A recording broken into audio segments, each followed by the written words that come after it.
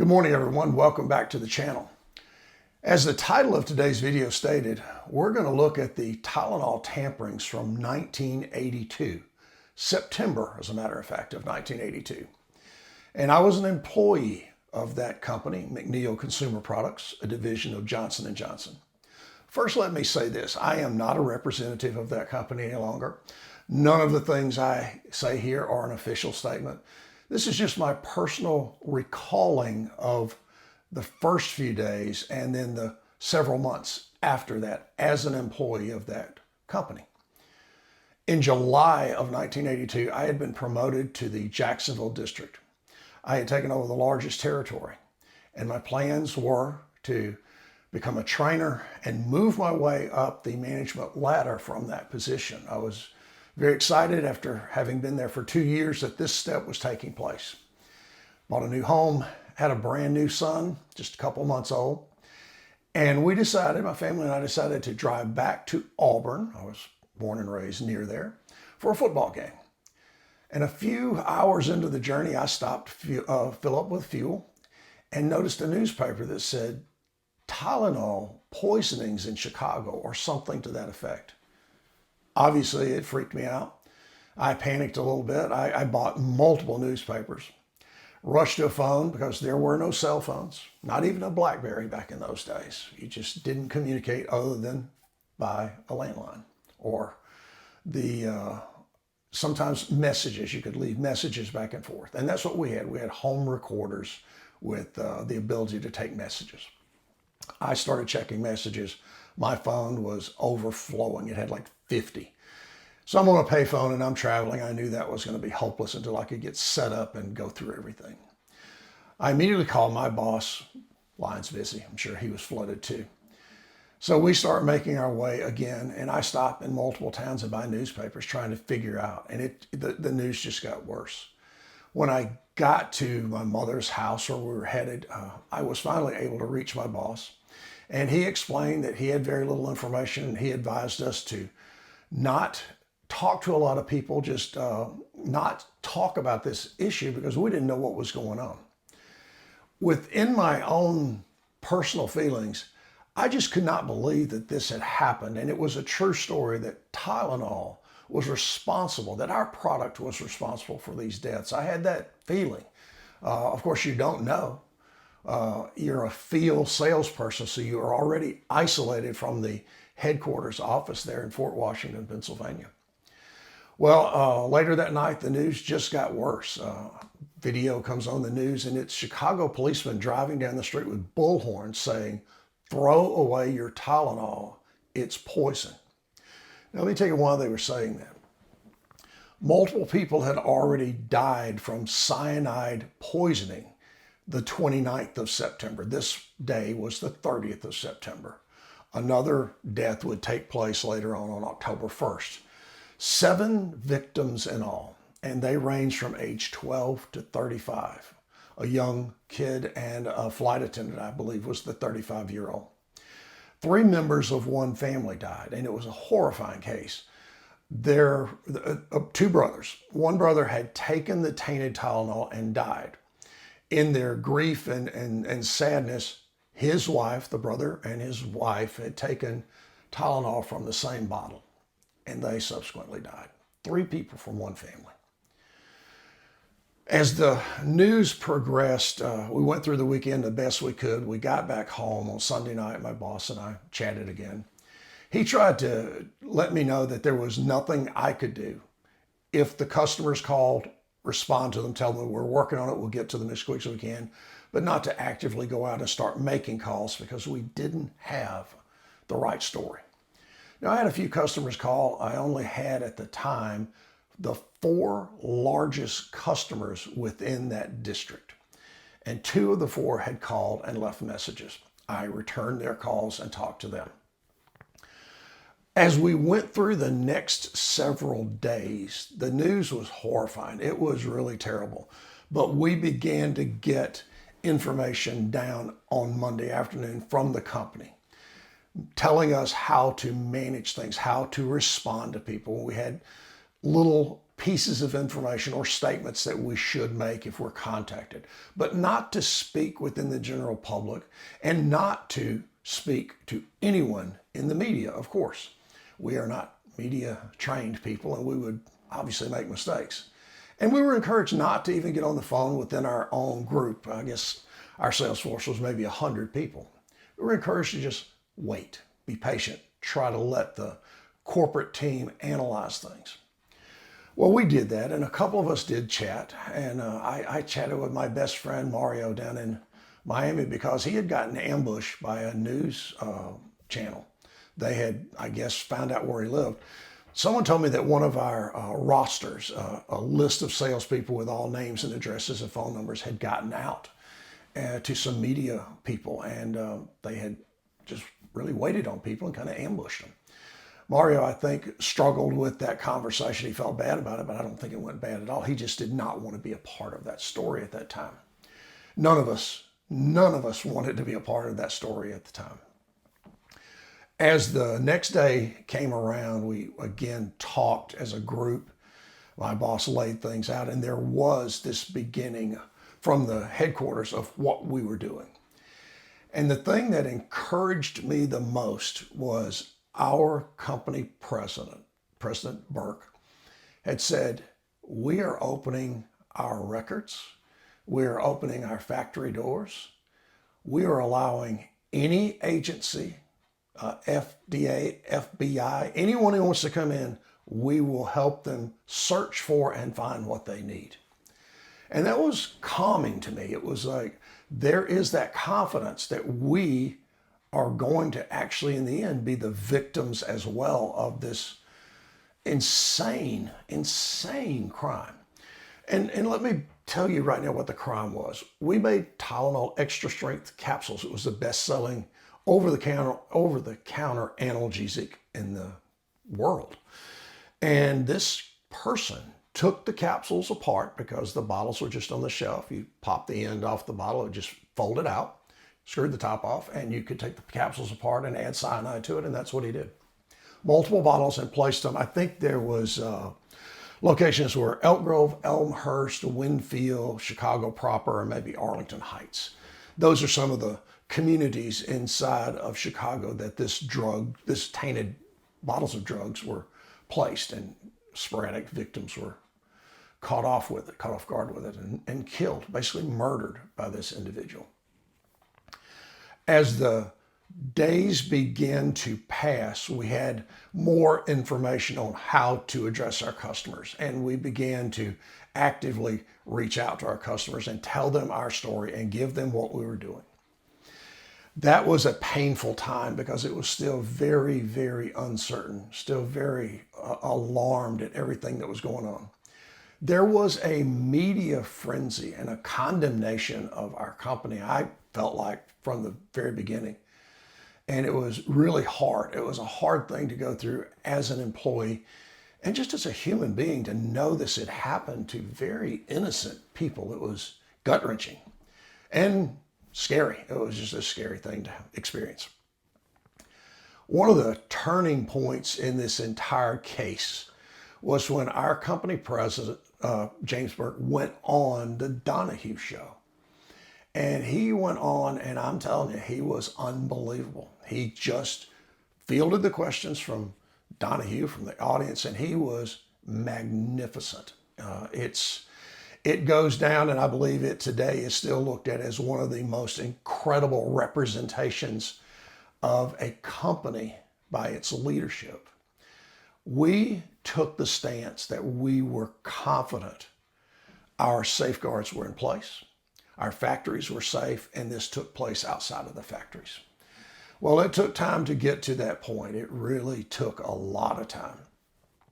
As the case went forward, the results of testing and inquiries and inspections began to come back that there's no faults here in the factories. The factories are secure. The processes are secure. All the procedures are really well done.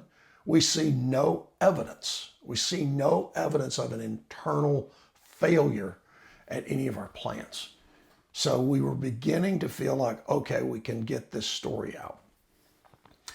Now we were told to go out and make contact, physical contact. You'll go sit down with our buyers and explain where we are, make sure we reinforce this good information, and start talking to the accounts. My largest account was in Jacksonville, Florida, and it's no longer in business. It was a distributor, a wholesaler, and they were massive. They were a giant company.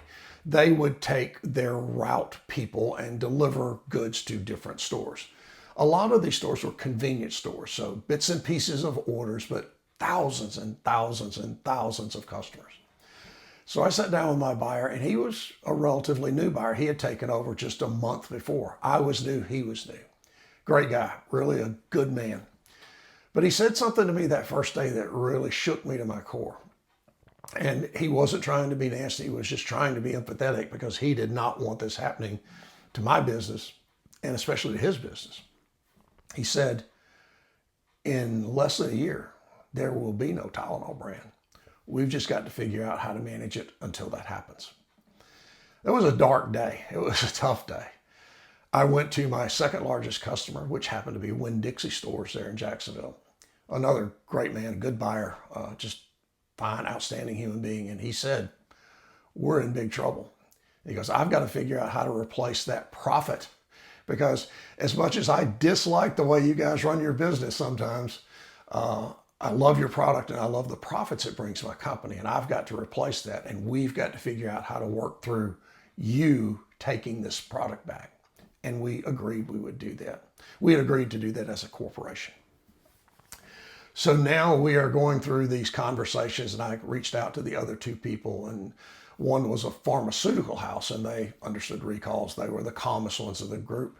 Another was a grocery store distributor or wholesaler, and they were fairly reasonably comfortable with what we would do. So to make this story move forward to one of the better times, the company scheduled a meeting for all the sales force in Dallas. We flew in and we spent the entire day basically in the lobby. Needless to say, the bar was open. It was a tough time, and we needed to gather, and we needed to kind of pat each other on the back and shake hands and sit down and commiserate. And we did. We did all day and all night till the next morning when the presentation came forward. And I walked into this giant auditorium in this Marriott hotel in Dallas, and the ABC News announcer Howard K. Smith was the MC, or the speaker. And he opened up with to me, a shocking kind of presentation. Sirens, lights, headlines, and then it transformed itself into our internal staff giving us information. And then after the major presentation of a couple of hours, we broke out into district groups and took the information that we'd been given and the materials and began to analyze them and learn them and begin our process of passing this information along. Well, let me tell you what we did. We were told to take back all Tylenol capsules. That was the deal. All Tylenol capsules we will take back. We will hire a trucking company to pick them up, and we're going to incinerate them somewhere in New Jersey. That was our plan, and it was well executed. I was given like a business checkbook, and I was told, write the check. Don't argue. Don't complain. Get the inventory sheet of what they have, write them a check for it, and say, thank you, we'll be back with you when we're ready to ship new product. Hopeful of shipping new product. And most of my customers were hoping at that time we could do that. I think they were skeptical. I was a little skeptical. Our market share had gone from industry leading in the mid 30s. Our TV ad budgets were huge. We were the dominant over-the-counter pain reliever, and it went to zero. It went to nothing in just a matter of weeks. So we went out to our customers and we began to write checks. I went back to my largest customer, this group, Save a Stop in Jacksonville, met with my new buyer, and he said, hey, I'm glad you're here. I want to take you to the warehouse and let you get started. Now, I've got the inventory sheet, and it was a computer printout this thick. And he goes, you can look at the bottom line. That's the number. And I said, no, let's just go look at the product first. He's carrying his stack of information. I'm carrying my checkbook.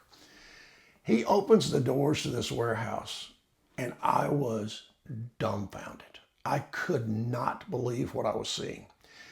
If you remember the scene from Raiders of the Lost Ark where the Worker is taking the cart, pushing it through these alleys of gigantic stacks in a warehouse of boxes and boxes and boxes of materials. That's the first thing that came to my mind when I opened that door and walked into that warehouse. There were giant, 6 foot tall, 4 foot wide boxes of Tylenol. All Tylenol, children's Tylenol, co-Tylenol, cyanide, liquids, tablets, regular strength, adult strength, and capsules. I didn't know what to do. I just was like, Mark, we're taking capsules back. And he said, nope. If you ever want to do business with us, you're taking everything back. That's what my customers insist on. I said, okay, let me just make one quick phone call. I go back to his office. I call my boss. I tell him the story. And he said, write him the check. Don't tell him anything. Just write him the check. He's exactly right. We're taking whatever he took back. I was absolutely in shock. There was no pushback. There was no hesitation. I wrote him a check for $1.1 million. I'd never done that before. I didn't even know how to write the check. It was so bizarre. I wrote the check. I tore it off. I handed it to him. And I said, we will get your information off this printout and we will have enough trucks here in a couple days to carry it out. We shook hands. He said, that's great. Thank you. We'll move on. Same process went forward at my other large account, Winn-Dixie. They didn't bring back everything, but there was a good mix of products. So I'm now armed. I walk in, my buyer says, hey, do you want to take all this or we got to segregate it? I'm like, I'm writing you a check. No, you handle it, we'll handle it. I wrote him a very large check. It certainly wasn't $1 million, but it was over half. I went to another customer and wrote smaller checks and more checks. So of my 4 large customers, there was $1 million check, $500,000 check, and 2 subsequent checks smaller than that. Trucks picked the product up, took it to New Jersey, and it was incinerated. We took no chances. The news media later on, I read some stuff about this recall, and they said that we had taken back and incinerated just under $50 million worth of goods. Well, I'll tell you, that's not even close. I think it was much more than that, because I think if I'm anywhere near the same case that other people ran into, it was all sorts of stuff. It was probably bigger than that. Hopefully it wasn't, but it probably was. And you have to remember, this is 1982. Billion-dollar companies were not all that prevalent. I think we were about a $700 million company as a division of overall J&J, which probably was $10 billion at the time. It's so much bigger in numbers now, but back in those days, I'm telling you, $1 million check was a big deal. It was a really big deal. And we moved forward with this process across the country. Then we had another meeting and we launched the new Safety Seal Tylenol capsules.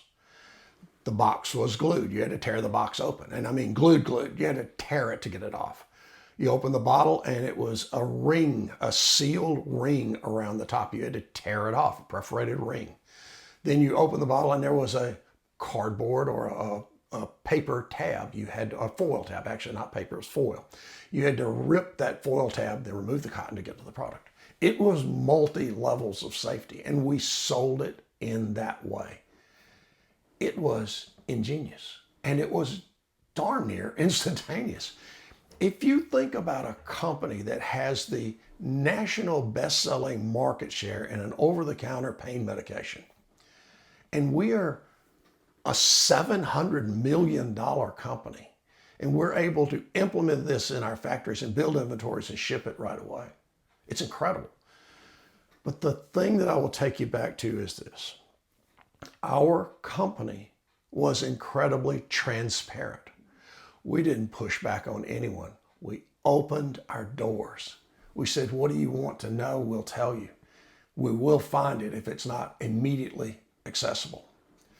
Our company stepped up and did the right thing from the get-go to the government agencies. We did the right thing to the media. We explained it. We were open with the media. We invited, I think, the media in at times. We were proactive talking to consumers. We were proactive in taking care of our retail customers. The people who bought products from me, we took care of them as well. And then we went back as we relaunched these new Safety Seal products. We went back with promotional values. We had huge deals. We had all sorts of promotions. And the reason I had mentioned my Winn-Dixie buyer had kind of given me a little bit of a rap early on is we sold very controlled promotions. We didn't sell everything on promotion. I had an allowance. I had a ratio of promotional goods to full cost goods in my territory, and everyone else did too. That's just the way it worked. And he, of course, wanted to buy everything on what we call deal. And we said, no, we can't do that. So he was very accustomed to getting his way. And he and I would argue those points. And he was just a great customer. He was a professional. He argued from a professional standpoint. And he used to say, you guys are all alike. There must be a giant copy machine to print you guys out. Male or female, you're all the same story. I took that as a great compliment because I think our group was talented and very sound business people, and I think we were very consistent. It is an incredibly difficult memory for a lot of people. It's very sad, I think, for a lot of us who actually experienced it. You know, we didn't know these people, but we were somehow connected to them. And we felt a tremendous sense of loss for everybody who was involved in it, and just a painful thing. But I think the resolution of this horrifying case was almost as good as it could be. And just a couple other things about this story. In the preceding year, maybe 12 months, maybe a little bit longer, someone on the West Coast tried to poison a spouse with Tylenol products. And of course, they had it in their house. They had taken the safety seals off and tried to pull the same thing off. There was a famous case of extortion. Well, the second tampering took the McNeil CPC company out of the capsule business. We're gone. We're done. We had developed a caplet producing mechanism. It was a machine that instead of filling gelatin capsules, we formed our tablets in a caplet shape with a micro coating. It was easy to swallow like a capsule would be. So the manufacturing process didn't stop as we finished that crisis management. It escalated and it started looking at better ways to be safe and more ways to be safe and to elevate the product to an even better consumer value. Now, as we moved from those days, most of our retailers understood the value on their store shelves of our product. They made room for us and we went back into distribution. We regained basically our market share very quickly. And believe it or not, accelerated that. We moved past it. And I think one of the reasons was the way we handled it. And then, of course, the promotional value we put on our products and the things we did to promote the brands. Television, couponing, promotional deals so we could offer lower prices at retail. It was an unbelievable story. And it was an absolutely unbelievable comeback from one of the worst case things. If you think about it, people died from ingesting. You take a product and you put it in your mouth and you swallow it. You ingest this product. 7 people in Chicago died. In many cases, that product would never see the light of day again. We came back and saw the light of day and gained share and gained respect and handled this entire crisis incredibly well, in my opinion. I am today, and I was at that time, very proud to walk in and tell people that I'm with McNeil Consumer Products. I'm your Tylenol guy. I never had that tainted feeling. Now, it's always there, and every September on the 30th, the day that I realized this, I certainly remember it. It's never gone away. And I think the other thing that it did was it bonded a lot of us who were employees then together. Many of my closest friends, my friend Mario that I talked about is one of my best friends in the entire world.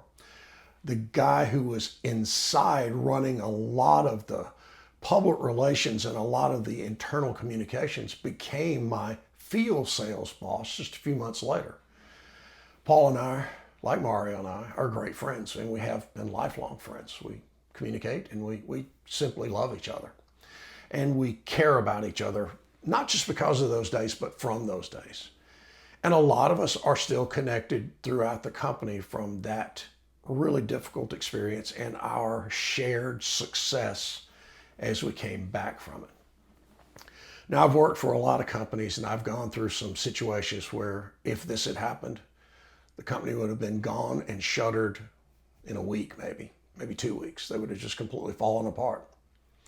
I've worked for companies that would have tried to hide this. They would not have been very transparent in any way. So I guess my message is this.